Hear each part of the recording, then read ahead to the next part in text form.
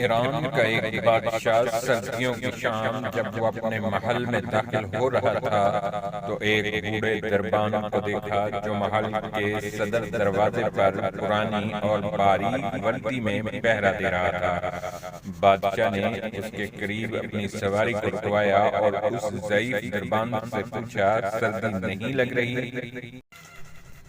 دربان نے جواب دیا، بہت لگتی ہے حضور، مگر کیا کروں، گرم ہے ہی نہیں میرے پاس، اس لیے برداشت کرنا پڑتا ہے۔ میں ابھی محل کے اندر جا کر اپنا ہی کوئی گرم جوڑا بھیجتا ہوں تمہیں۔ دربان نے خوش ہو کر بادشاہ کو فرشی سلام کہے اور بہت تشکر کا اظہار کیا، لیکن بادشاہ جیسا ہی گرم حال میں داخل ہوا، دربان کے ساتھ کیا ہوا وعدہ بھول گیا۔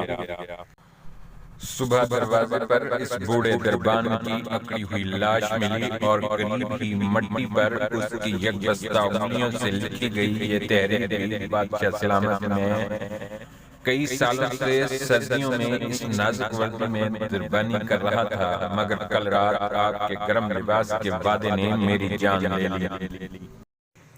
سہارے انسان کو کھوکھلا کر دیتے ہیں، اسی طرح امیدیں کمزور کر دیتی ہیں۔ اب اپنی طاقت کے بل بوتے پر جینا شروع کیجیے، خدا را سہاروں کی بساکھیوں کو پھینک کر اپنی طاقت آزمائیں۔